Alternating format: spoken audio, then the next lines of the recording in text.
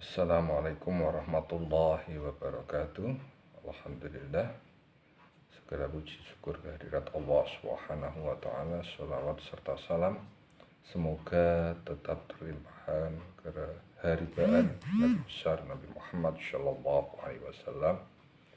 Pagi ini kita bisa bersua kembali dalam pengajian kitab Mabadi Fikih juz 4. Bismillahirrahmanirrahim.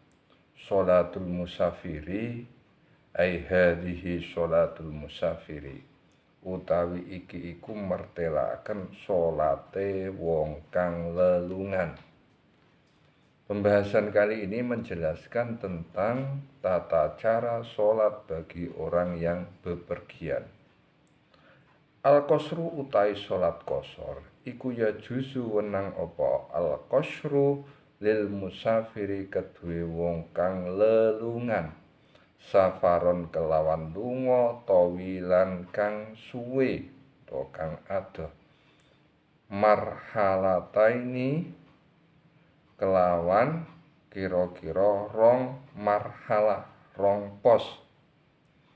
Apa ayak sura yen to ngosor sapa musafir as-sholata ing sholat ar-rubaiyata kang bangsa 4 rakaate, den kosor ila rakaataini maring 2 rakaat. Sholat kosor ini diperbolehkan bagi orang yang bepergian, yang mana bepergiannya itu jauh, kira-kira 2 marhalah. 2 marhalah itu kalau diartikan 2 pos atau kira-kira 12 mil. 1 milnya itu kira-kira perjalanan kalau ditempuh dengan kaki 4.000 langkah. Jadi 2 marhalah itu ada ulama yang mengkonversikan menjadi 80 km, ada 81 km. Macam-macam konversinya karena jangkah atau langkah orang itu kan tidak sama, ada yang jangkah atau langkahnya itu pendek, ada yang langkahnya panjang. Jadi konversinya tidak sama, ada yang 80 km itu sudah 2 marhalah, ada yang 81 km. Kira-kira kalau ditempuh dengan hewan yang membawa sebuah muatan itu perjalanan sehari semalam. Tetapi kalau sekarang ini kan sudah tidak musim hewan dijadikan kendaraan. Sekarang yang kendaraannya itu melalui transportasi mobil ataupun pesawat. Pokok perjalanannya itu ada 2 marhalah atau 80 km, maka itu sudah bisa mengqashar sholat. Mengqashar itu artinya meringkas sholat 4 rakaat dijadikan 2 rakaat. Liqaulihi krana dawuh Gusti Allah taala halim walur sinten Allah. Dalilnya adalah karena ada firman-Nya Allah, wa idza darabtum lan ing dalem nalikane lunga sapa sira kabeh fil ardi ing dalem bumi, falaisa mongko ora ana iku alaikum melarat ing atase sira kabeh apa junahun dosa antak suru, tegese yen to ngosor sapa sira kabeh, tegese yen to ngosor sapa sira kabeh minas sholati saking sholat. Boleh meringkas sholat 4 rakaat jadi 2 rakaat ini berdasarkan yang pertama, dalilnya adalah firman-Nya Allah Subhanahu wa taala yang artinya ketika kalian semua itu bepergian, maka meringkas sholat itu tidak berdosa bagi kalian semua. Artinya kalau sholat 4 rakaat diringkas jadi 2, ini tidak dosa. Artinya tidak dosa itu diperbolehkan oleh Allah Subhanahu wa taala. Wa qalihi lan dawuh Kanjeng Nabi Muhammad sallallahu muga paring tambah rahmat tatim sapa Allah Gusti Allah alaihi ing atase Kanjeng Nabi wa sallama lan muga paring rahmat keselamatan sapa Allah ing atase Kanjeng Nabi. Hai hina masuila ing dalem mangsane den takoni sapa Kanjeng Nabi anis sholatis safari, an sholatis safari saking masalah salat ing dalem lelungan. Saking masalah salat ing dalem lelungan. Sedekahun utawi salat fi safar iku sedekahun sedekah. Ta sedekah kang gawe sedekah sapa Allah Gusti Allah biha kelawan sedekah alaikum ing atase sira kabeh. Fakbalu mongko padha nrimo sira kabeh sedekah tahu ing sedekahe Gusti Allah. Yang kedua, berdasarkan sabda Nabi Muhammad SAW ketika beliau itu ditanyai masalahnya orang yang sholat dalam kondisi bepergian.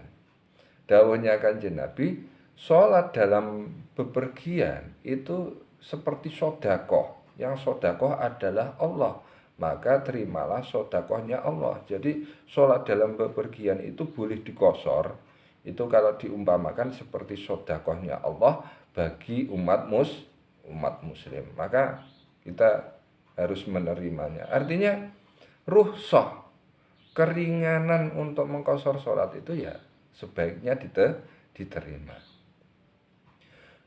Kemudian surutu sihatil qasri utawi mertelaaken pira-pira syarat sae ngosor salat. Menjelaskan tentang syarat-syarat sahnya untuk meringkas salat atau mengkosor salat.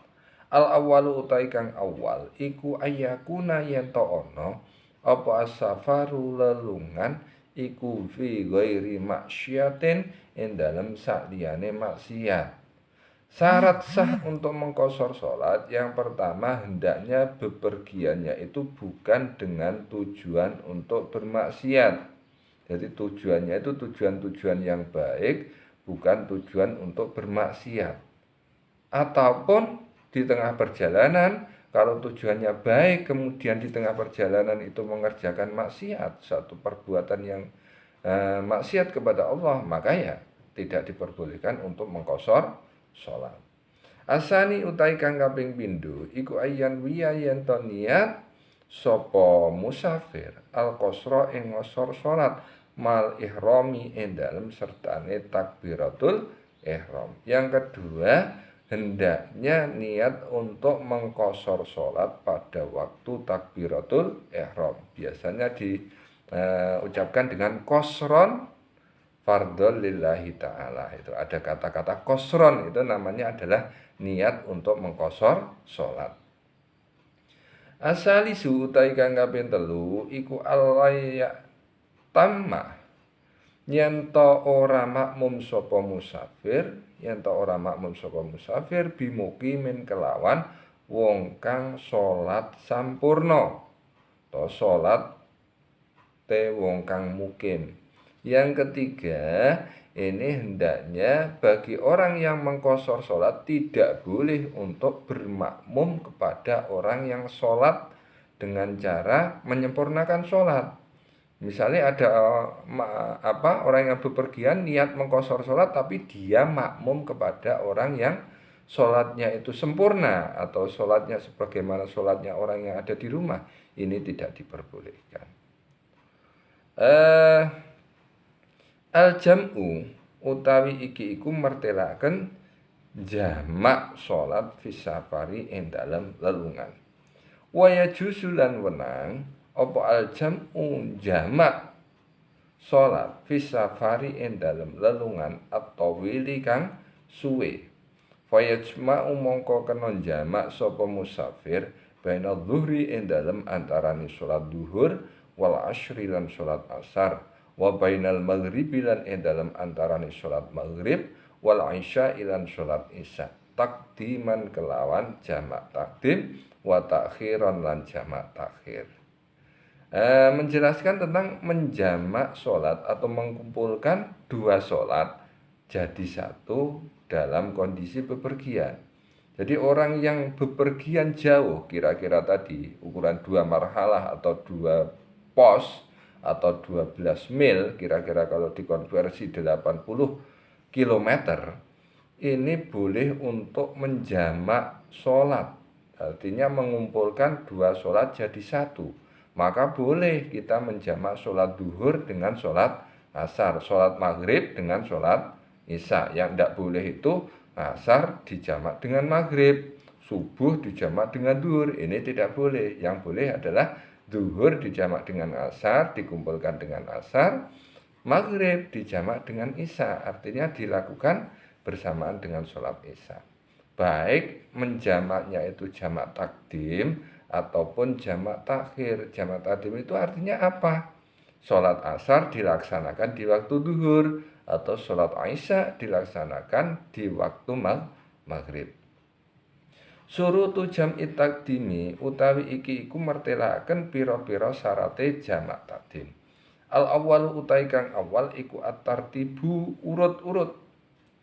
Fala ya jusu mongko ora wenang apa takdimul asri dinginake salat asar ala duhri ngerekake ing atase salat duhur.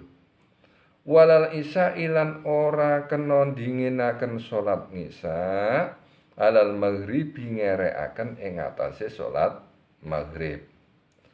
Syarat-syarat untuk jamak takdim itu yang pertama adalah dilakukan secara berurutan.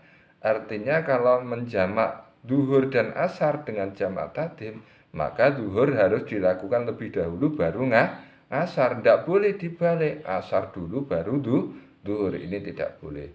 Kemudian mengerjakan sholat maghrib, setelah itu sholat isya, tidak boleh dibalik, isya dulu kemudian maghrib. Asani utai kang kaping pindho iku niatul jam'i, niat jamak fi sholati ing dalam sholat al-ula kang awal. Yang kedua, niat untuk jamak atau mengumpulkan di antara dua sholat. Niat jamaknya ini dilaksanakan pada sholat yang pertama. Asalisu utai kang kaping telu iku al-muwalatu nuli-nuli.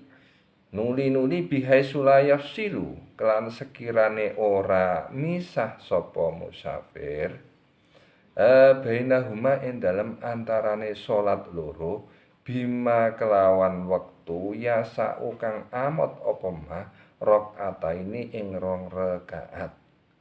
Kemudian yang ketiga, syarat jamak takdim itu harus dilakukan secara terus-menerus, secara kontinu terus-menerus. Artinya apa mualah ini? Di antara dua sholat yang dijamak itu tidak boleh dipisah. Pengerjaannya itu tidak boleh dipisah dengan waktu yang kira-kira cukup untuk mengerjakan sholat 2 rakaat. Kalau dipisah dengan waktu yang kira-kira cukup untuk mengerjakan sholat 2 rakaat, maka otomatis batal jamak takdimnya. Ar-rabi'u utai kang kaping 4 iku ayakuna yen to ana sapa musafir iku musafiron wong kang lelungan fil ula ing dalem salat kang awal wa inda akdisaniyati lan ing dalem nalikane akad kang kaping pindho. Yang keempat, hendaknya ketika mengerjakan jamak takdim ini masih dalam kondisi bepergian. Jadi mengerjakan sholat yang pertama itu masih dalam kondisi bepergian. Demikian juga ketika mulai mengerjakan sholat yang kedua. Ini harus dalam kondisi bepergian. Surutu jam'i takhiri utawi mertelaaken pira-pira syarate jamak takhir. Al awalu utai kang awal iku niyatu takhiril ula, niat ngakhiraken salat kang awal fi waktiha ing dalem waktune ula. Syarat-syarat jamak takhir yang pertama ini melakukan niat untuk mengakhirkan sholat yang pertama. Niatnya ini dilakukan pada waktunya sholat yang pertama. Artinya prakteknya begini, misalkan Anda niat untuk sholat jamak takhir antara maghrib dan isya, maka pada waktu maghrib itu harus Anda itu niat untuk menjamak takhir sholat maghrib di waktu isya, atau niat yang biasa dibaca adalah nawaitu takhira sholatil maghribi fi waqtil isya'i li ajma'a bainahuma. Saya niat untuk mengerjakan sholat maghrib diakhirkan pada waktu isya karena dijamak di antara keduanya. Jadi ringkasnya ngomong, saya niat untuk jamak takhir sholat maghrib di waktu isya. Itu saja. Kemudian asani utawi kang kaping pindho iku dawa musafari langgenge lelungan ila itmami sholata ini tumeka maring sampurnane sholat loro. Yang kedua, orang tersebut masih dalam kondisi bepergian sampai dia sempurna untuk mengerjakan dua sholat tadi. Artinya apa? Dua sholat yang dijamak takhir itu harus dikerjakan pada waktu masih musafir, pada waktu masih bepergian. Batasnya musafir apa? Selama dia belum memasuki desa tempat dia tinggal, itu namanya masih musafir. Misalkan di depan pal desa atau batas desa itu masih musafir, Anda mengerjakan di situ boleh. Jadi yang perlu diperhatikan ini, untuk jamak takhir itu harus niat untuk menjamak takhir pada waktunya sholat yang pertama. Kalau tidak niat, maka sholatnya otomatis menjadi sholat qadha, bukan sholat jamak takhir. Wallahu a'lam, semoga bermanfaat. Mari kita akhiri. Allahumma anfa'na bima 'allamtana wa 'allimna ma yanfa'una wa zidna 'ilma wa na'udzubik min hali ahli nar walhamdulillahi ala kulli hal. Assalamualaikum warahmatullahi wabarakatuh.